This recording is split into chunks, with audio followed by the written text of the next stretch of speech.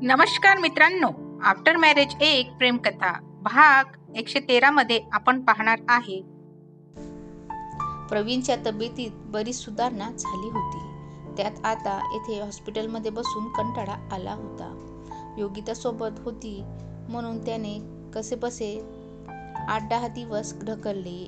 या काळामध्ये नील रोज त्याला भेटायला येत होता. त्याची आणि नीलची चांगलीच ओळख झाली होती.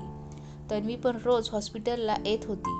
तिला पण नीलचा सहवास आवडू लागला होता, पण ती अजूनही कन्फ्यूज होती. योगिता मात्र ओळखून गेली होती. नीलला त्याच्या फिलिंग्स समजल्या होत्या, पण तन्वी अजूनही कन्फ्यूज होती.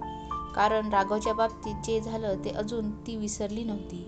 ते म्हणतात ना, दुधाने तोंड भाजल्यावर माणूस ताक पण फुंकून पितो, असंच काहीतरी तिचं झालं होतं. प्रवीणची झोप लागली होती म्हणून योगिता बाहेर वरांड्यात येऊन उभी राहिली होती. बाहेर पेशंटच्या नातेवाईकांची वर्दळ सुरू होती. नर्स, वॉर्डबॉय आपापल्या कामात व्यस्त होते. योगिता आज निवांत उभी राहून या सगळ्यांचे निरीक्षण करत होती. तेवढ्यात तिला समोरून नील येताना दिसला. आज चक्क प्रवीणला एकट्याला सोडून बाहेर उभी आहेस? तो झोपला आहे का? नील तिच्या जवळ येत हसून म्हणाला. पण काय रे नील, तुझ्या हॉस्पिटलमधल्या चक्रा खूपच वाढल्यात. प्रवीणला भेटायला का? याच्या मागे काही पण एक कारण आहे. योगिता भुवया उचवत म्हणाली. तुला काय वाटते? त्याने समोरून तिला प्रश्न केला. मला तर वेगळंच कारण आहे असं वाटतं, ती डोळे बारीक करून म्हणाली. तशी तू हुशार आहेस, मग कर ना काहीतरी, नील म्हणाला. म्हणजे? ती प्रश्नार्थक नजरेने म्हणाली. तेवढ्या समोरून तन्वी आली. तिने आज पिंक कलरचा चुडीदार घातला होता. रोज जीन्स टॉपवर तिला नीलने पाहिलं होतं. आज या ड्रेसमध्ये ती खूपच सुंदर दिसत होती. ती बघ आली. योगिता समोर येणाऱ्या तन्वीकडे पाहत म्हणाली. तसं त्याने पण वळून पाहिलं आणि तो तिच्याकडे पाहत राहिला. सो स्वीट, आज या ड्रेसमध्ये खूपच सुंदर दिसतेस तनू, तो आपल्या भावना आवरत म्हणाला. काय? योगिता त्याच्याकडे पाहत म्हणाली. काही नाही, तो स्वतःला सावरत म्हणाला. बेटा तू तो गया. योगिता त्याच्याकडे पाहून नकारार्थी मान डोलवत हसून म्हणाली. बरं मी जाते, तुमचं चालू द्या. म्हणून ती आता प्रवीण जवळ आली. योगी, कुठं गेली होतीस तू? प्रवीण नुसताच उठला होता. अरे तू झोपला होतास ना, म्हणून जरा बाहेर जाऊन उभी राहिले होते, योगिता म्हणाली. योगी, तुला पण ना आता इथे बोर होतंय ना, प्रवीण म्हणाला. प्रणू, अरे तू सोबत असताना मला बोर होईल का? असं नाही ग, म्हणजे खूप दिवस झालेत ना आपण इकडे आहे. मला पण आता येथे असं सारखं बेडवर झोपून राहायला कंटाळा आलाय. बास आता, अजून किती दिवस असं हॉस्पिटलमध्ये बसून राहायचं, तो केविलवाणी चेहरा करत म्हणाला. प्रणू, अरे तुला बरं वाटल्याशिवाय ते नाही सोडणार घरी, योगिता त्याला समजावत म्हणाली. तुला कोण म्हटलं मला बरं वाटत नाही? मी बरा आहे, तुला पाहायचं आहे का? प्रवीण म्हणाला. काय? ती डोळे बारीक करून त्याच्याकडे पाहत म्हणाली. मी बरा झालो आहे की नाही ते म्हणाले मी. प्रवीण एक डोळा मिचकावत म्हणाला. प्रवीण, तू ना अशक्य आहे, योगिता म्हणाली. ती बोलत होती पण तो मात्र तिच्याकडे पाहत कसला तरी विचार करत होता. योगी, बोल, ती त्याच्या बाजूला बसत समोर पाहत म्हणाली. योगी, आपली बेबी, तो तिच्या पोटाकडे पाहत म्हणाला. शेवटी नको तो प्रश्न त्याने तिला विचारला. तिने पटकन नजर वळवली. तिचं त्याच्याकडे लक्ष नाही असं दाखवत बाजूच्या पेशंटकडे पाहत म्हणाली. प्रवीण, अरे इतर पेशंट बघ कसे आराम करतायत, तू पण आता जरा आराम कर. तुला काय, तेव्हा ते डॉक्टर मला सारखे ओरडत असतात. योगिता त्याला अजिबात संशय येऊ न देता बोलत होती. ते मला काल म्हणाले तुम्ही त्यांना आराम करू देत नाही, सतत त्यांच्याशी गप्पा मारत बसता, त्यामुळे ते आराम करत नाहीत. योगिताने कशीबशी विषयाला बगल दिली. पण असं किती दिवस ही गोष्ट मी त्याच्या लपवून ठेवू शकेन, ती मनात विचार करत म्हणाली. अगदी बरोबर आहे ती त्यांचं.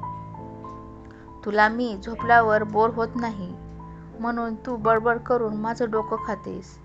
ते त्या डॉक्टरांनी पण बरोबर ओळखले. तो एकटाच बडबडत होता. तिचं मात्र त्याच्या बोलण्याकडे बिलकुल लक्ष नव्हतं. काय ग, काय झालं? तो तिच्या डोळ्यासमोर चुटकी वाजवत म्हणाला. तू ना आता गप्प झोप. ती त्याच्या तोंडावर हात ठेवून त्याला झोपायला म्हणाली. मग तू पण झोप माझ्या बाजूला. तो तिचा हात पकडून तिला अगदी जवळ घेत म्हणाला. प्रवीण, अरे सोड. आजूबाजूला इतर पेशंट आहेत. तुला जरा शुद्ध भान नसतं. ती बाजूला होत म्हणाली. भान ठेवून प्रेम करण्यात कसली आली मजा? तो पुन्हा डोळे मिचकावत म्हणाला. तिला मात्र आता रडू येत होतं. त्याला खरं कळल्यावर काय होईल हा विचार करून तिला भीती वाटत होती. प्रणू, आता तर मी वेळ मारून नेली रे, पण पुन्हा तुझ्या या प्रश्नाला कसं फेस करू मी? प्रणू, तुझ्या खूप जीव होता आपल्या बेबीवर. किती स्वप्न पाहिली होती आपण सोबत. तिच्या डोळ्यातून अश्रू ओरघून गालावर आला.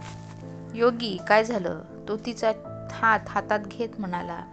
नाही अरे, ते तू एकदम ठणठणीत बरा होऊन आपण सोबत आहोत ना, त्यासाठी. आनंद अश्रू डोळ्यातून ओरघळले.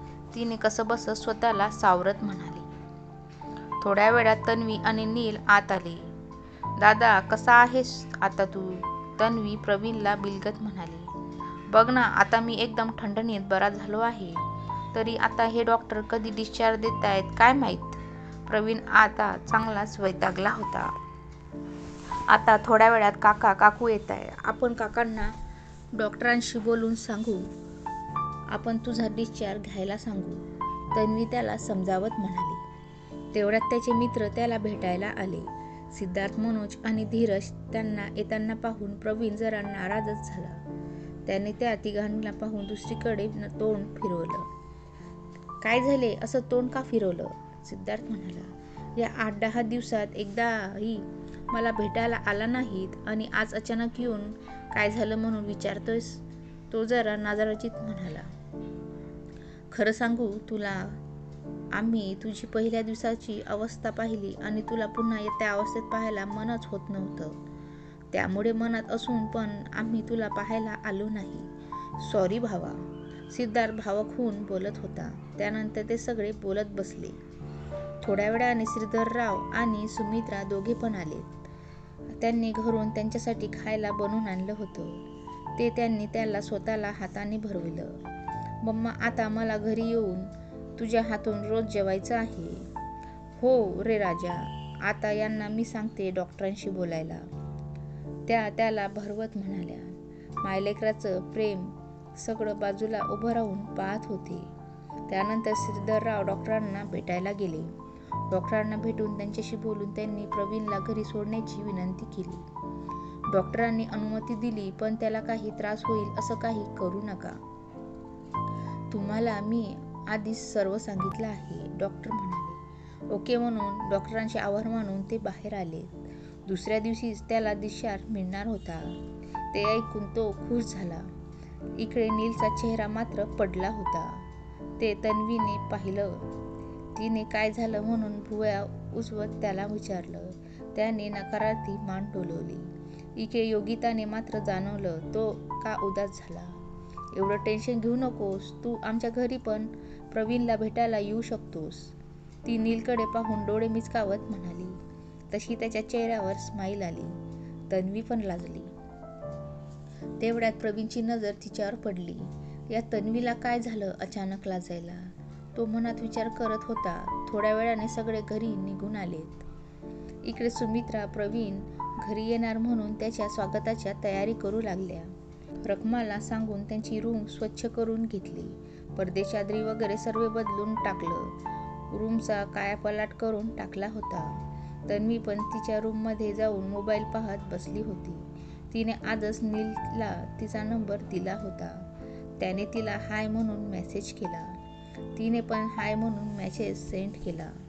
लगेच त्याचा रिप्लाय आला. तन्वी म्हणाली, काय रे, काय करतोस? नील म्हणाला, तुझ्यासोबत मेसेजवर बोलतोय. तन्वी म्हणाली, ते मला पण ठाऊक आहे. नील म्हणाला, तू काय करतेस? तन्वी म्हणाली, मी पण तुझ्याशी मेसेजवर बोलते. नील म्हणाला, उद्या प्रवीण दादाला डिस्चार्ज मिळणार आहे ना? तन्वी म्हणाली, हो. नील म्हणाला, मग घरातले सगळे खुश असतील ना? तन्वी म्हणाली, हो, मग काय? प्रवीण दादा आमच्या घराचा आत्मा आहे. गेले 15 दिवस तो घरी नाही तर घर सुनं सुनं वाटते. नील म्हणाला, पण आपली भेट मात्र आता आधीसारखी होणार नाही. यावर तन्वीला मात्र त्याला काय रिप्लाय द्यावा समजत नव्हतं. बराच वेळ वाट पाहून त्याने पुन्हा तिला काय झालं म्हणून मेसेज टाईप करून सेंड केला. त्यानंतर जरा वेगळ्या विषयावर ते दोघे बराच वेळ मेसेजवर बोलत होते. दोघांचं आता मेसेजवर बोलणं बराच वेळ होतं. इकडे प्रवीण पण योगिताला नीलविषयी विचारत होता, कारण तन्वीचं वागणं त्याने दुपारीच पाहिलं होतं आणि नील पण रोज हॉस्पिटलला येत होता. त्यावरून त्याला जरा संशय आलाच होता. योगिताने मला काही माहिती नाही म्हणून त्या विषयावर बोलायचं सध्या तरी टाळलं होतं. आणि येणाऱ्या पुढील भागामध्ये काय होईल ते नक्की बघा आणि कमेंटमध्ये जरूर कळवा.